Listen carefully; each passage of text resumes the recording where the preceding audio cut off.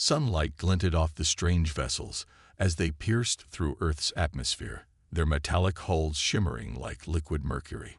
7 ships, each unique in design yet sharing an otherworldly elegance, descended in perfect formation over Tokyo.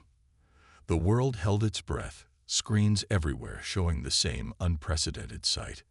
Admiral Park Jin-woo stood motionless at his command post in the United Earth Defense Command headquarters, his weathered hands clasped behind his back. His dark eyes tracked the vessel's descent, decades of military experience telling him these weren't just advanced. They were beyond anything humanity had publicly achieved. The morning had started normally enough. He'd been reviewing defense protocols when the first anomalies appeared on their screens. Lieutenant Kim Dae-yun had noticed it first, a slight distortion in the upper atmosphere, barely noticeable among the usual satellite data. "Sir," she had said, her voice steady despite the situation. "Something's coming through our orbital defense grid." Before they could even raise alerts, the ships were already within Earth's atmosphere. They had bypassed every early warning system, every detection grid, every satellite network, as if they weren't even there. Now, Lieutenant Kim's fingers flew across her holographic display, trying to gather any data she could about the visitors. "They're not even trying to hide their technological superiority," she muttered, frustration evident in her voice. "These readings, they're letting us see exactly what they want us to see." Admiral Park nodded slightly. "They're making a point, Lieutenant. The question is why." The answer came 3 hours later in the hastily assembled United Nations Security Council meeting. The beings that emerged from the ships were as diverse as their vessels. Some towered over the tallest humans, others barely reached waist height. Their leader, who introduced himself as High Commander Rel, stood nearly 8 feet tall with skin that shifted colors like oil on water. "We represent the Galactic Evaluation Committee," Rel announced, his perfect English somehow more unsettling than if he'd spoken in an alien tongue. "We have come to assess humanity's progress and potential for inclusion in the greater galactic community." Admiral Park, seated among Earth's military leadership, watched as Rel's iridescent skin rippled with subtle patterns. The alien's body language screamed superiority, from the way he slightly tilted his elongated head down to look at the human delegates, to how he barely acknowledged their questions before moving on to his own agenda. "Your species has achieved basic spaceflight," Rel continued, making basic sound like a child's first steps. "You have established a primitive presence on your moon and neighboring planet. These are acceptable first steps." The condescension in his tone made Admiral Park's jaw tighten. Beside him, Lieutenant Kim kept her face carefully neutral, but her fingers had stopped their usual dancing across her datapad. The other alien delegates stood behind Rel, some visibly amused by humanity's reactions. A small purple-skinned being leaned over to whisper something to its neighbor, causing both to emit a sound that might have been laughter. Admiral Park caught Lieutenant Kim's eye, and they shared a brief look of understanding. This wasn't just a first contact, it was an inspection, and humanity was being found wanting. The meeting dragged on for hours as Rel outlined the evaluation process. They would establish a permanent delegation on Earth. They would observe human civilization. They would assess humanity's technological, social, and military capabilities. The way he said it made it clear they expected to find little of interest. As the sun set over the UN building, casting long shadows through the high windows, Admiral Park felt a weight settle in his stomach, not from fear of these advanced beings, but from the knowledge of what might come next. He thought of the secret he carried, of the hidden facilities throughout the solar system, of humanity's true capabilities, carefully concealed from prying eyes. Lieutenant Kim fell into step beside him as they left the meeting. "They think we're children," she said quietly, her voice carrying a hint of steel beneath its professional tone. Admiral Park allowed himself a small smile. "Let them think what they want, Lieutenant. Sometimes, it's better to be underestimated." The 7 alien ships remained hovering over major cities around the world, their presence a constant reminder of humanity's supposed inadequacy. But deep in secure bunkers and hidden facilities across Earth, messages began to move. Preparations long planned for were set in motion, and humanity's real strength stirred in the darkness. The aliens had made their grand entrance, thinking they were dealing with a primitive species barely out of its cradle. They had no idea they had just stepped into humanity's carefully crafted deception, a plan decades in the making.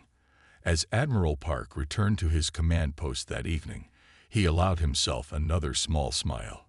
Let them think humans were primitive. Let them believe in their superiority. They would learn the truth soon enough. The emergency alarms woke Admiral Park at 300 hours.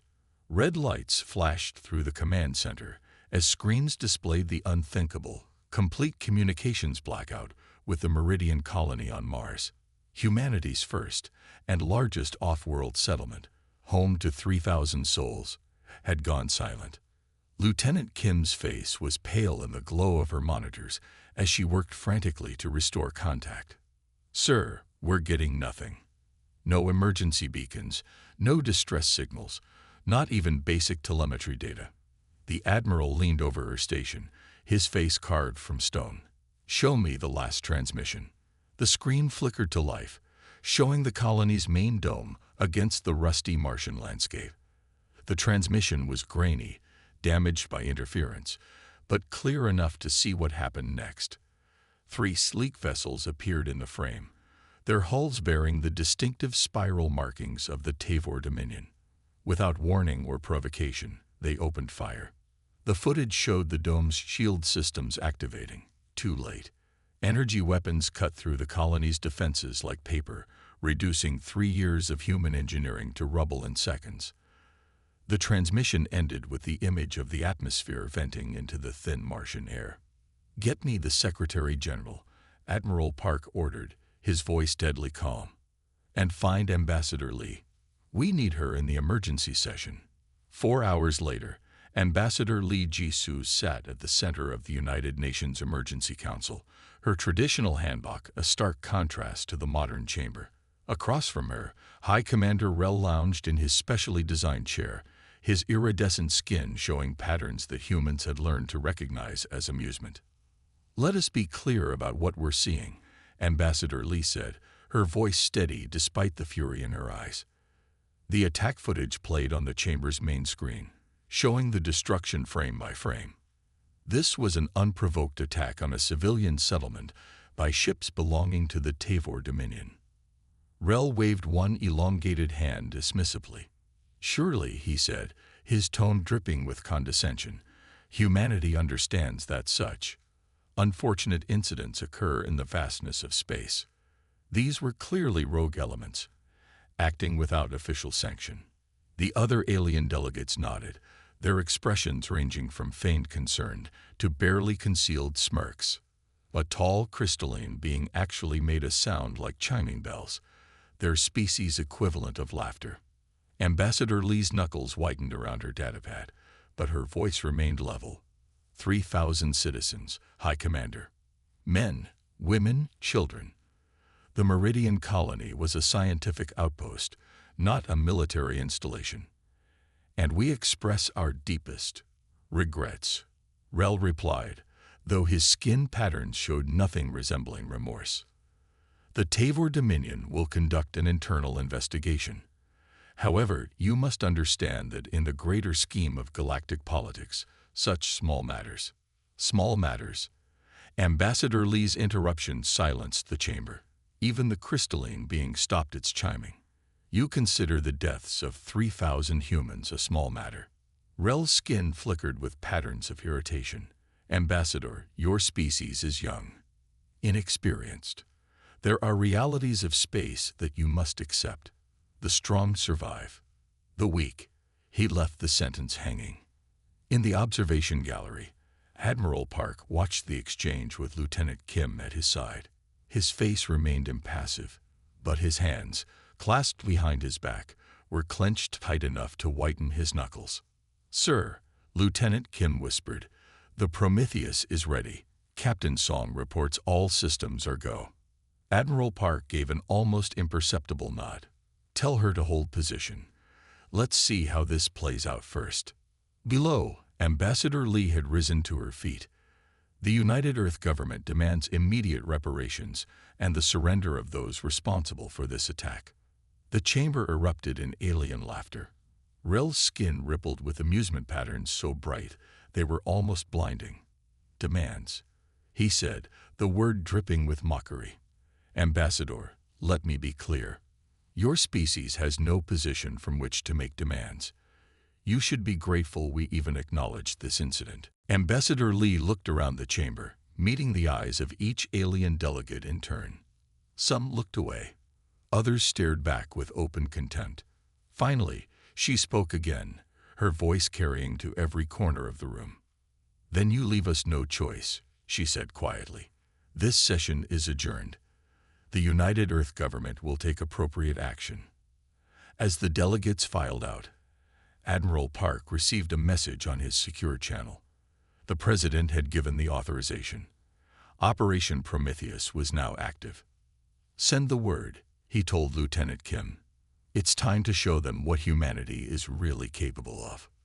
In the dying light of day, as the alien ships hung in Earth's sky like arrogant reminders of their supposed superiority, humanity's hidden strength began to stir. Deep in the asteroid belt, behind veils of secrecy and deception, humanity's real power waited for the signal to emerge. The aliens thought they had witnessed humanity's response to tragedy, diplomatic protests and feudal demands. They had no idea they had just witnessed humanity's last act of restraint. Hidden among the rocks and ice of the asteroid belt, the massive doors of Facility Echo 7 slowly opened for the first time in 15 years. Captain Choi Yoon-ho stood at the command center, watching as decades of secrecy and preparation finally bore fruit. The activation codes had arrived moments ago, transmitted through quantum channels that even the advanced alien visitors couldn't detect. Begin power-up sequence, he ordered, his voice echoing through the cavernous chamber. Around him, crew members who had trained for years in absolute secrecy moved with practiced precision. Some had never seen Earth, born and raised in these hidden facilities, dedicated to humanity's greatest deception. The lights came on one by one, illuminating what the public thought impossible, a fleet of warships that rivaled anything the alien delegation had brought to Earth. The flagship, designated Shadow of Terra, stretched nearly 2 kilometers from bow to stern. Its black hull, made from metamaterials that absorbed both light and sensor scans, seemed to drink in the artificial lighting. All systems showing green, reported his second-in-command, Commander Ba Sung-min. Quantum core stable at 97% efficiency. Weapon systems initializing. Captain Choi walked to the massive viewing window, remembering the day he'd been recruited into this secret program. The world believed humanity was still struggling with basic spaceflight, watching public space agencies fumble with outdated technology. Even now, the news channels on Earth showed speeches about improving their primitive space capabilities. But here, in the heart of the asteroid belt, humanity's true face was revealed. The Shadow of Terra represented 30 years of reverse engineering alien technology from crashed ships, combined with human innovation that had surpassed even their original designs. Each vessel in the hidden fleet incorporated technology that the alien delegation believed impossible for humans to possess. Status report from all facilities, he ordered, turning back to the command center. The responses came in quickly. Echo 1 through Echo 12. 12 hidden shipyards scattered throughout the solar system, each housing vessels that would make High Commander Rel's skin patterns shift, with fear rather than amusement. Commander Ba pulled up the fleet manifest on the main screen. 217 combat-ready vessels, sir. Everything from corvettes to dreadnoughts. The alien tech we recovered from the Roswell incident alone gave us shields 50 years ahead of what they think we have. The Tunguska artifacts provided the basis for our quantum drives. Captain Choi nodded, remembering the history lessons. While humanity publicly cleaned up crash sites and denied their existence, secret teams had been recovering and studying alien technology for over a century. Each accident, each meteor strike, had provided another piece of the puzzle. "Begin crew deployment," he ordered. "Activate the quantum entanglement communication systems. I want all facilities coordinated within the hour." Around him, the command center hummed with activity. Crews emerged from cryo-sleep chambers where they had waited for this moment. Engineers ran final checks on systems that had been meticulously maintained in secret. Weapons officers calibrated targeting systems that could hit a target from across the solar system. "Message from Admiral Park. Sir," Commander Bai announced. "Operation Prometheus is now in full effect. We are cleared to begin fleet movement in 6 hours." Captain Choi allowed himself a small smile. The aliens thought they had humanity figured out. A young, primitive species barely able to reach their own moon. They never questioned why human ships seemed so basic, why their technology appeared so primitive. They never wondered why humanity seemed content with their limited space presence. "Send acknowledgement to Admiral Park," he ordered, "and prepare my address to the fleet. It's time our crews knew the full scope of what we've built here." In the depths of space, other facilities were coming alive. Hidden shipyards activated, crews rushed to their stations, and humanity's real space force prepared to reveal itself. Each ship represented a perfect fusion of stolen alien technology and human creativity. Weapons more advanced than their original designers could imagine. Shields that could withstand forces that would tear apart conventional matter. Drives that could cross the solar system in hours instead of months. "Sir," Commander Ba said softly, "the crews are ready for your address."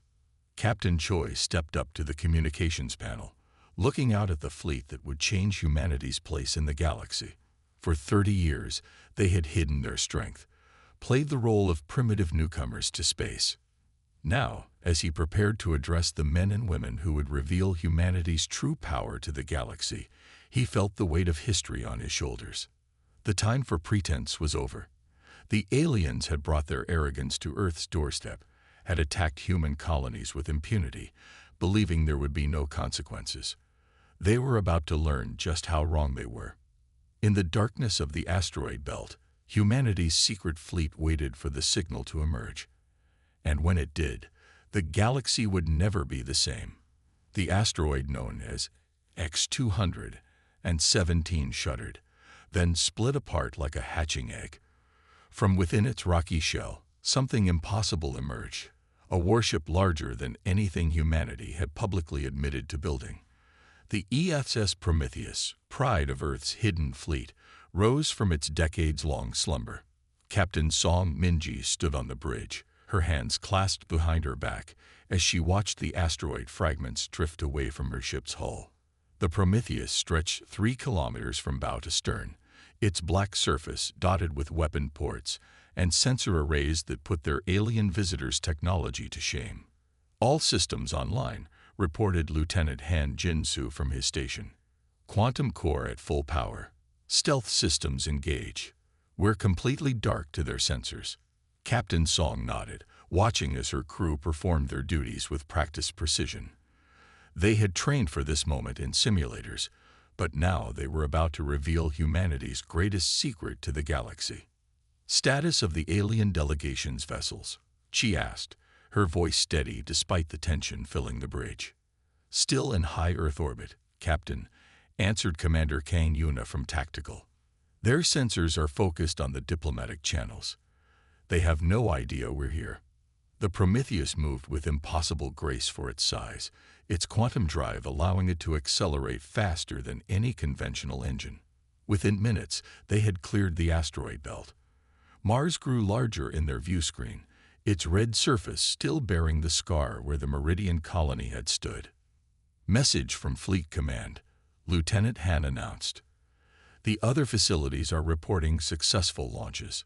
The entire fleet will be ready for coordinated action in 17 minutes.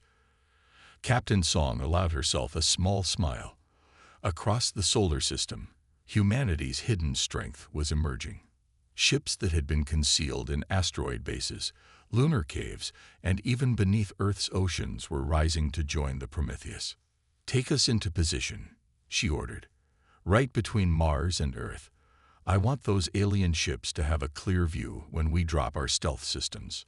The bridge crew worked in focused silence as the massive warship glided through space. The alien vessels, still hovering arrogantly over Earth's major cities, had no idea what was coming. Their sensors, focused on watching for primitive human technology, were completely blind to the advanced stealth systems that the Prometheus employed. "In position, Captain," Commander Kang reported. "Weapon systems are hot. Shield generators at full power. We're ready." Captain Song took a deep breath. This moment would change everything. Humanity's carefully maintained facade of technological inadequacy was about to be shattered forever. "Drop stealth systems," she ordered. "Let them see us." The effect was immediate. Alarms blared on every alien vessel as their sensors suddenly detected the impossible.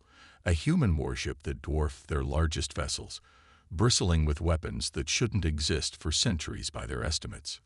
"Multiple target locks from alien vessels," Commander Kang reported, her voice tight with excitement. "They're trying to get a weapons solution, but our countermeasures are confusing their targeting systems." The alien ships scrambled to respond, their formations breaking as they tried to adjust to this unexpected threat. Captain Song watched their panicked movements with satisfaction. 3 months of watching them lord their superiority over humanity was about to end. "Open a channel to the alien flagship," she ordered. "Let's introduce ourselves properly." The main screen flickered to life, showing High Commander Rel's face. His iridescent skin was showing patterns of shock and fear that no human had seen before. "This is Captain Song Minji of the Earth Force ship Prometheus," she announced, her voice carrying the weight of humanity's hidden power. "Your sensors are not malfunctioning. What you see is real." "Impossible," Rel stammered, his usual condescension replaced by naked fear. "Your species. You don't have this technology. You couldn't hide this from us." "Actually," Captain Song replied, allowing herself another small smile, "we've been hiding a lot more than just one ship." As if on cue, more ships began dropping their stealth systems. Destroyers, cruisers, and battleships appeared throughout the solar system, each one representing decades of secret development and preparation. "Multiple alien vessels powering up weapons," Commander Kang reported calmly. "Let them," Captain Song responded. "Activate our shield matrix. Show them what humanity is really capable of." The Prometheus's shields flickered to life, not the primitive barriers the aliens expected, but an advanced energy field that incorporated technologies they thought impossible for humans to understand. High Commander Rel's skin had turned a pale, sickly color. How long have you been hiding this?" "Long enough," Captain Song answered. "Long enough to learn from every piece of alien technology that crashed on our planet. Long enough to improve upon designs you thought we couldn't comprehend. Long enough to prepare for this moment." The alien ships hung motionless in space, their crews frozen in shock as humanity's true power was finally revealed. The game of pretense was over. The galaxy would never see humanity the same way again. And aboard the Prometheus's bridge, Captain Song watched with quiet satisfaction as decades of deception gave way to humanity's moment of emergence. The real show of force was about to begin. The silence of space was shattered as the Tavor battle fleet emerged from quantum space near Mars. 3 warships, the same ones that had destroyed the Meridian colony, moved into attack formation. Their weapons powered up, ready to continue their campaign of terror against what they thought was a defenseless humanity. Multiple hostile contacts detected. Commander Kang announced on the Prometheus's bridge. "They're charging weapon systems. Looks like they're planning to finish what they started." Captain Song Minji's eyes narrowed as she watched the tactical display. The Tavor ships moved with arrogant confidence, clearly expecting no resistance. They had no idea they were flying straight into humanity's trap. "Open all frequencies," she ordered. "Let's give them one chance to surrender." The communications officer nodded, and Captain Song's voice echoed across every channel, in every ship, and through every comm system in the solar system. This is Captain Song Min-ji of the Earth Force ship Prometheus. The attack on Meridian Colony constitutes an act of war against humanity. You will stand down immediately. The Tavor ships froze mid-maneuver. Their sensors, finally detecting the massive human warship, must have been sending impossible readings to their crews. The lead ship's captain, recovering from the shock, made a fatal mistake. He ordered his weapons to target the Prometheus. "They're powering up their main guns," Commander Kang reported calmly. "Targeting solutions locked on our position." Captain Song nodded. "Show them why that's a bad idea. Target their lead ship's engine core. Minimal power, surgical precision." The Prometheus's main cannon, a marvel of reversed engineered technology and human innovation, hummed to life. The weapon was designed not just for destruction, but for precision. A single shot lanced out across space, a beam of focused energy that pierced the Tavor ship's shields like they weren't even there. The alien vessel's engines died instantly, leaving it drifting helplessly in space. No explosion, no destruction. Just a perfect demonstration of superior technology and control. In the UN delegation chamber back on Earth, High Commander Rel watched the tactical displays with growing horror. His skin had turned a pale, sickly color as more human ships appeared throughout the solar system. Each vessel represented technology that his people had deemed impossible for humans to possess. "How many ships are there?" one of the alien delegates whispered, their voice trembling. The answer came as more stealth systems deactivated. Destroyers, cruisers, battleships. Hundreds of vessels revealing themselves across the solar system. Each one was a testament to humanity's true capabilities, each one armed with weapons that could render the alien fleet helpless without destroying them. Back on the Prometheus, Captain Song watched as the remaining Tavor ships attempted to retreat. Their quantum drives spun up, preparing to flee, only to find themselves trapped by quantum inhibitor fields that humanity wasn't supposed to have for centuries. The other facilities report all ships are in position. Lieutenant Han announced, "We have complete coverage of the solar system." Captain Song nodded. "Send word to all ships, disable only. We're not here to destroy them. We're here to educate them." The next few minutes were a demonstration of precision and power that left the alien delegation speechless. Human ships moved with impossible speed and grace, their weapons firing with surgical accuracy. Each shot disabled rather than destroyed. Each maneuver demonstrated mastery of technologies the aliens thought beyond human understanding. In the delegation chamber, High Commander Rel's skin patterns showed pure terror as he watched his people's ships rendered helpless one by one. The other delegates, who had laughed at humanity's supposed primitive nature just days ago, sat in stunned silence. "This is impossible," Rel whispered. You were struggling with basic spaceflight. Your ships could barely reach your moon." Ambassador Lee Ji-soo, who had quietly entered the chamber during the demonstration, smiled coldly. "We showed you exactly what we wanted you to see, High Commander. Perhaps next time, you'll be more careful about making assumptions about species you consider primitive." The tactical displays told the story. In less than 10 minutes, every Tavor ship had been disabled.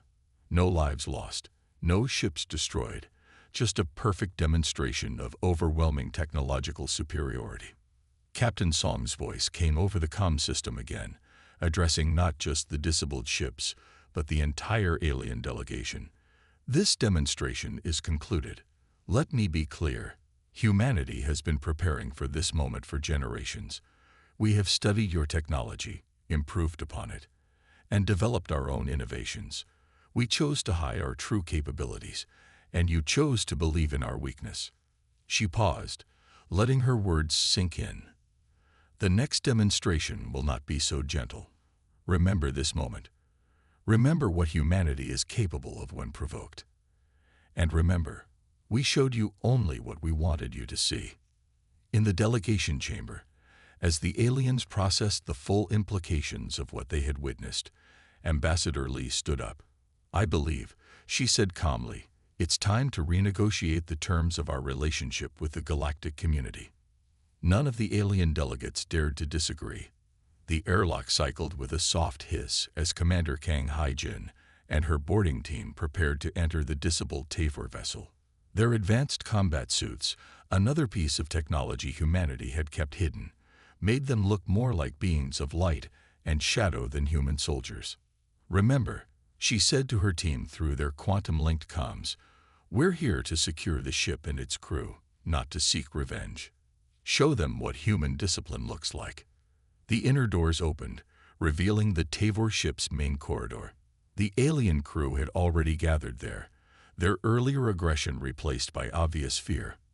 Their captain, a tall figure with crystalline growths along its spine, stepped forward with trembling hands raised in surrender. We submit to your authority," the alien captain said, its translator struggling to convey the proper tone of submission. "Please, we had no idea." Commander Kang held up a hand, silencing him. "Your weapons, all of them. Now." The Tavor crew quickly disarmed themselves, placing their weapons on the deck. Some of them couldn't stop staring at the humans' combat suits, clearly recognizing technologies they thought impossible for Earth to possess. "Your ship's data cores will be secured," Commander Kang announced, her voice firm, but not cruel. "Your crew will be treated according to Earth's military protocols for prisoners of war. Those responsible for the attack on Meridian Colony will face justice." Meanwhile, in the United Nations delegation chamber on Earth, a very different scene was unfolding. Ambassador Li Jisoo sat at the head of the table, a position that would have been unthinkable just days ago. The alien delegates, once so dismissive of humanity, now watched her with a mixture of fear and newfound respect. High Commander Rel, his skin still showing patterns of distress, sat at the far end of the table, a deliberate reversal of their previous seating arrangement. The other delegates had unconsciously shifted their chairs away from him, already distancing themselves from the Tavor Dominion's actions. "Let us be clear about what happens next," Ambassador Li said, her voice carrying the weight of humanity's revealed power. "The attack on Meridian Colony will be investigated. Those responsible will face justice, and the terms of humanity's relationship with the galactic community will be significantly revised." One of the delegates, a being of pure energy contained within a crystalline matrix, spoke up. "We had no knowledge of the Tavor's plans. We wish to establish separate diplomatic relations with Earth." "Of course you do," Ambassador Li replied with a slight smile. "Now that you've seen what we're capable of, everyone wants to be humanity's friend." Reports continued to come in from across the solar system. Commander Kang's teams had secured all 3 Tavor vessels, their crews offering no resistance. The ship's data cores revealed everything. The planned attacks, the contempt for human life, the assumption that Earth would be helpless to respond. The Meridian Colony attack was meant to be the first of many, Ambassador Li announced, displaying the recovered data. The Tavor Dominion planned to systematically destroy human settlements throughout the solar system. They believed we would be forced to accept their dominion over our space. High Commander Rel's skin patterns showed shame and fear in equal measure. We were wrong about your species. Horrifically wrong." "Yes," Ambassador Li agreed coldly, "you were. And now you'll face the consequences of that mistake. But first, let's discuss the new reality of Earth's position in the galactic community." She activated a holographic display showing the full extent of humanity's hidden fleet. Hundreds of ships, each incorporating technologies that the aliens thought beyond human understanding, positioned throughout the solar system. The delegates shifted uncomfortably in their seats. "Earth will take its place as a full member of the galactic community," Ambassador Li continued, "not as a primitive species to be studied or exploited, but as equals. Those who treated us with contempt will learn the price of their arrogance." Commander Kang's voice came through on a secure channel, reporting from the captured Tavor flagship. "Ambassador, we've secured all vessels and prisoners. The data cores confirm everything. They never suspected our true capabilities." "Of course they didn't," Ambassador Li replied, her voice carrying to every corner of the chamber. They were too busy looking down on us to look behind them. A mistake they won't make again.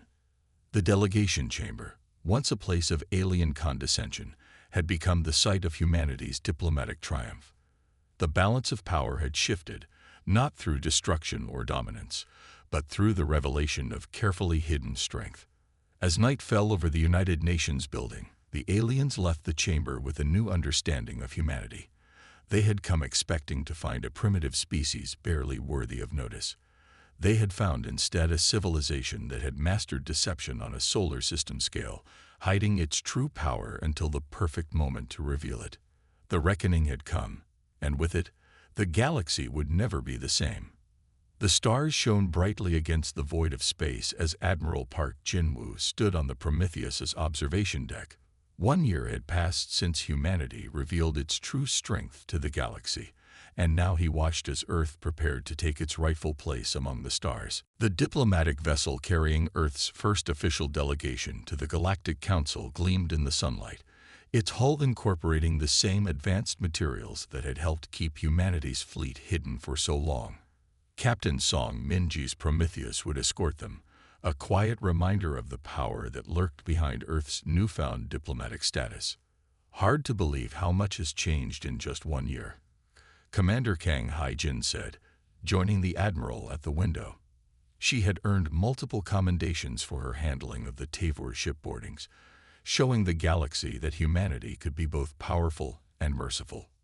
The rebuilding of Meridian Colony is almost complete, Admiral Park noted, watching as Mars grew smaller in the distance. The new colony dome was stronger than ever, protected by defense systems that no longer needed to be hidden.